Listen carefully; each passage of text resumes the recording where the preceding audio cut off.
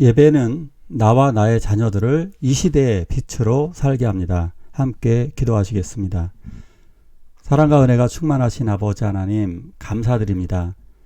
산들과 들판에 꽃들이 피어나고 있습니다.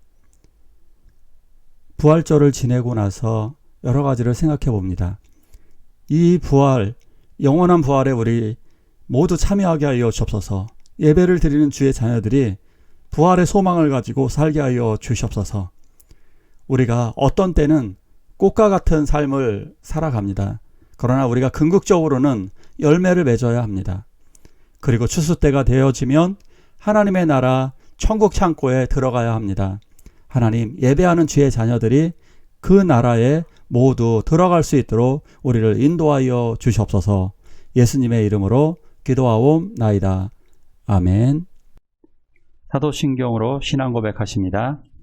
전능하사 천지를 만드신 하나님 아버지를 내가 믿사오며 그 외아들 우리 주 예수 그리스도를 믿사오니 이는 성령으로 잉태하사 동정녀 마리아에게 나시고 본디오 빌라도에게 고난받으사 십자가에 못 박혀 죽으시고 장사한 지 사흘 만에 죽은 자 가운데서 다시 살아나시며 하늘에 오르사 전능하신 하나님 우편에 앉아 계시다가 저리로서 산 자와 죽은 자를 심판하러 오시리라. 성령을 믿사오며 거룩한 공예와 성도가 서로 교통하는 것과 죄를 사하여 주시는 것과 몸이 다시 사는 것과 영원히 사는 것을 믿사옵나이다. 아멘.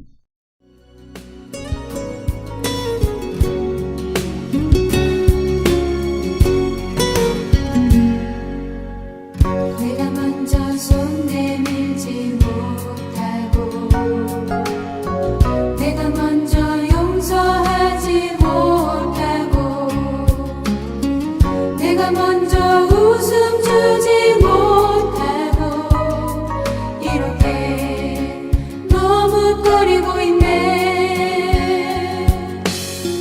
그가 먼저 손 내밀기 원했고 그가 먼저 용서하길 원했고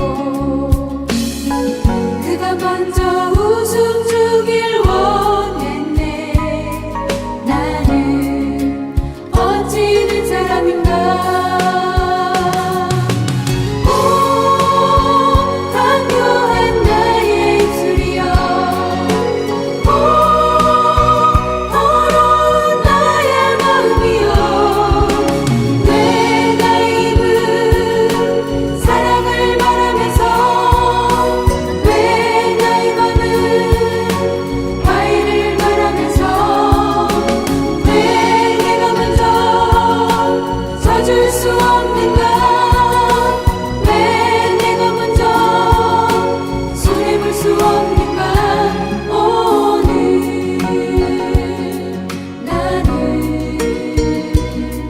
오늘 나는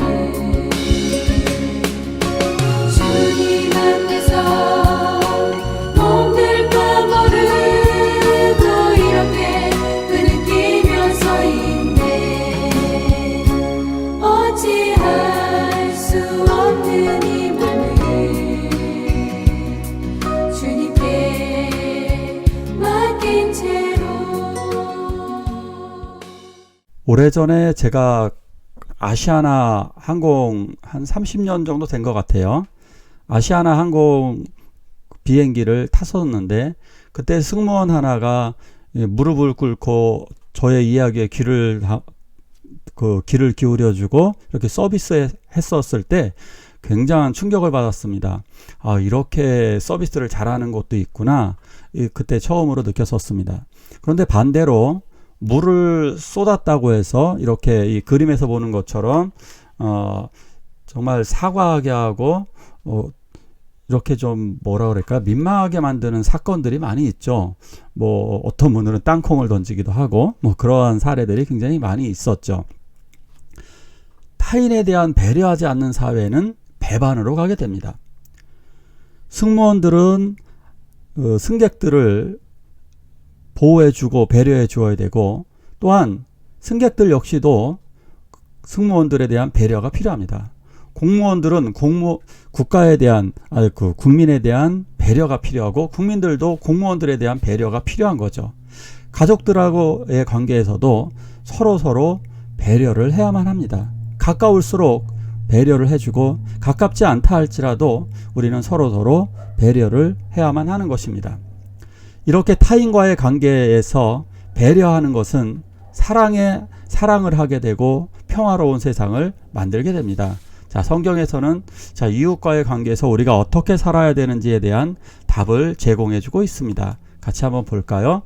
너는 거짓된 풍설을 퍼뜨리지 말며 악인과 연합하여 위증하는 증인이 되지 말며 다수를 따라 악을 행하지 말며 송사의 다수를 따라 부당한 증언을 하지 말라. 첫 번째는 이 거짓 풍설을 퍼뜨리지 말라라고 하는 겁니다. 근거 없는 소문이죠. 오늘날로 보면 유언비어, 말도 안 되는 겁니다. 그런데 이것을 좀 더 확대해서 근거가 있다 할지라도요, 상대방의 그 허물을 덮어주지 못하고 비방하는 사람, 이런 것들은 관계를 깨트리게 되는 것입니다. 이건 중대한 범죄라고 말할 수 있습니다. 그리고 정말로 확실하다 할지라도 덮어주는 것이 옳습니다. 자, 그런데 확실하지 않다면, 내가 바라보는 것이 확실하지 않다면 말하지 않는 것이 옳습니다. 사람들은 확실하지 않은데 확실하다고 말하면서 비난하면서 여러 사람이 죽이게 됩니다. 그러니까 다수를 따라 악을 행하지 마라. 다수가 설령 그렇다 할지라도 나는 확실한 주관을 갖고 있어야만 하는 겁니다. 왜 그러냐 하면 정죄하지 말아야 될 근거가, 첫째는 우리는 하나님이 아니고요. 두 번째, 가장 단순하게 현실적으로 보자고요. 사람은 타인에 대해서 잘 모릅니다. 가장 싸움을 많이 하는 게 부부지간이죠. 살아도 잘 이해하지 못하고 속마음을 모르기 때문에 그렇습니다. 부모 자식도 말다툼을 많이 하게 되죠. 왜? 부모님들도 자식에 대해서 잘 모릅니다. 정확하게 알 수 있는 사람 사실 하나님 빼놓고는 한 명도 없습니다. 그 누구도 상대방을 잘 알지 못하기 때문에 다수를 따라서 이렇게 하는 거, 이런 행동은 하지 말아야 됩니다. 다른 사람들이 정말 나쁘게 살아가려고 할 때 담대히 하나님의 편에서 진리 편에 서 있어야만 합니다. 물론 신앙적으로 혼자만 옳다는 식의 발언은 아닙니다. 자, 그러나 남을 뻔히 괴롭히는 것이 있다면, 누구를 따돌리고 있다면 괴롭히지 말고 놀리지 말고 또한 그 사람을 배려해 주어야 하는 것입니다. 그러니까 나라도 진실을 말하고, 나라도 정직하고, 나라도 나만이라도 사랑을 그 사람에게 베풀어야 합니다.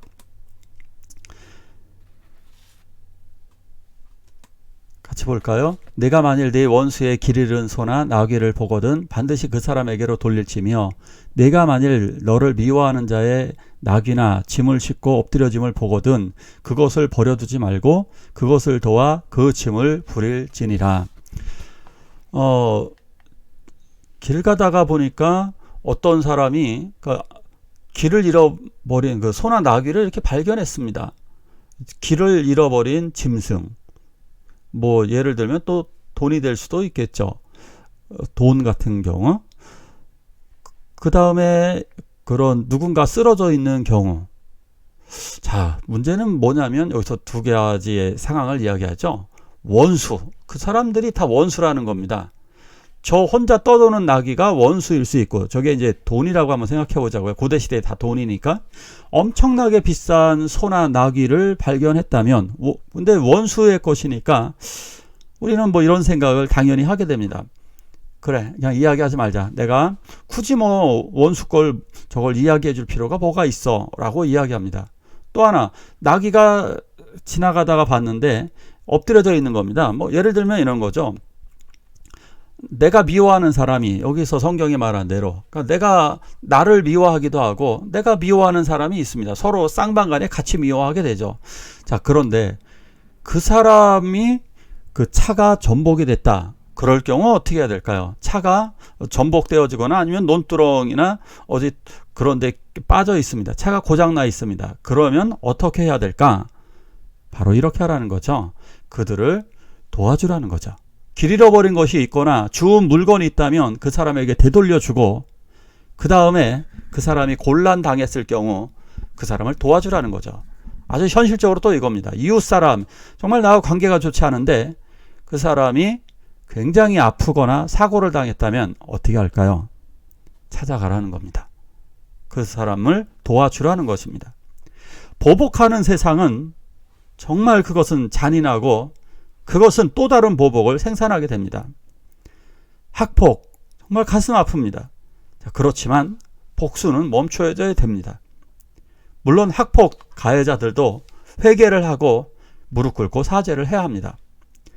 우리가 원수를 용서하게 될 때 진정한 이것이 정점이라고 할 수 있는데 이것을 목표로 우리는 살아야만 하는 것입니다. 이 사진에 나오는 손장원 목사님처럼 자기 아들을 죽인 원수를 아들을 삼으신 손장원 목사님처럼 이분의 사랑이 지금 70년이 지난 지금도 수많은 사람들에게 이야기되고 있는 것은 바로 이분의 이러한 원수를 향한 사랑 때문입니다. 우리는 이렇게 살아야 합니다. 이것이 진정한 배려이고 이것이 바로 하나님의 나라입니다. 같이 볼까요?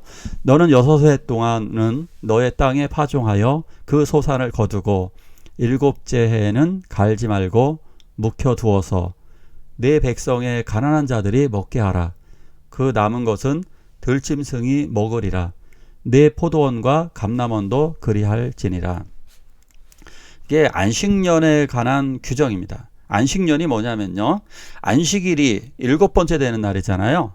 안식년도 7번째 되는 해입니다. 7번째 되는 해에는 그때는 땅에다 농사를 짓지 말고 묵혀두라는 얘기입니다. 왜 그럴까요? 왜 농사를 짓지 말라고 할까요?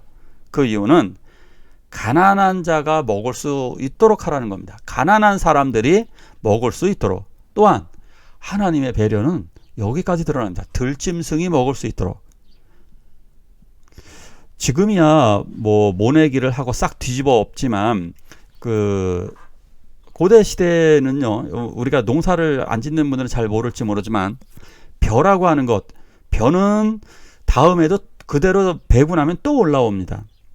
그러면 그것은 농사를 짓지 않으면 가난한 자가 그때 그것을 잘라다가 먹으면 됩니다.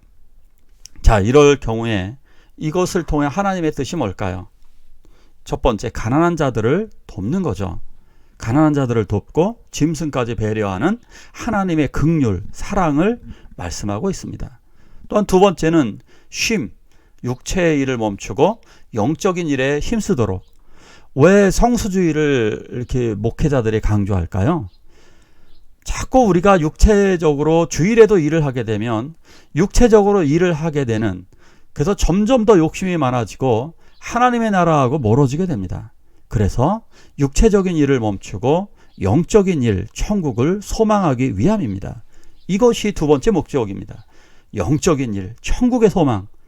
그런데 이스라엘 백성들은 이것을 지키지 않았습니다. 그래서 바벨론의 포로가 되어서 강제적인 안식을 당했습니다. 부탁드릴게요. 주일에 쉬세요. 주님을 바라보시기 바랍니다. 강제적인 안식을 당하지 않도록 꼭 주일에 쉬시면서 하나님을 예배하고요, 서로 사랑하는 날로 만드시기 바랍니다. 자, 배려 없는 사회는 배반으로 갑니다.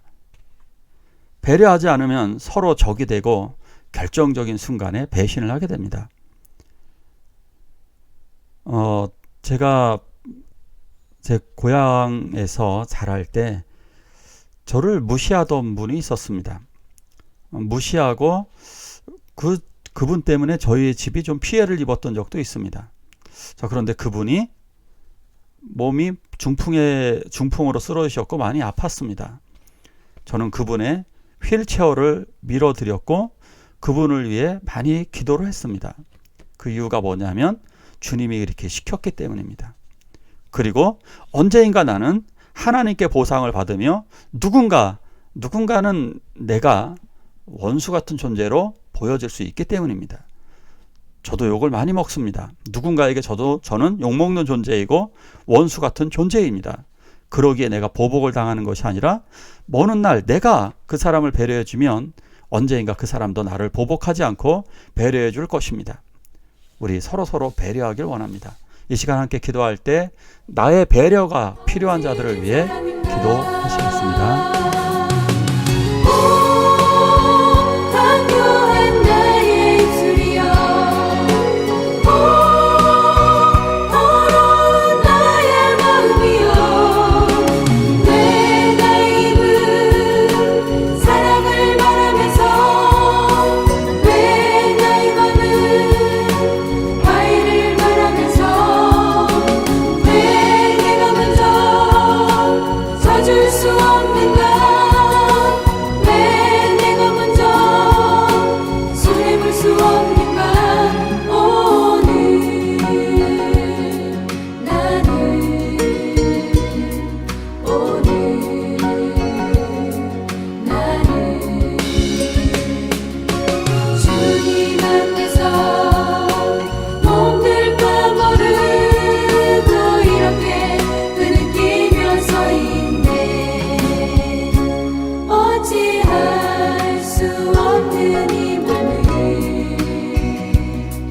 주님께 맡긴 채로 주기도문으로 예배를 마치도록 하겠습니다. 하늘에 계신 우리 아버지여, 이름이 거룩히 여김을 받으시오며 나라가 임하옵시며 뜻이 하늘에서 이룬 것 같이 땅에서도 이루어지이다.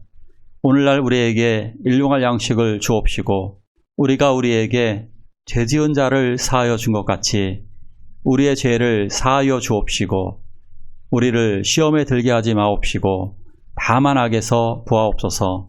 대개 나라와 권세와 영광이 아버지께 영원히 있사옵나이다. 아멘. 어찌할 수 없는 이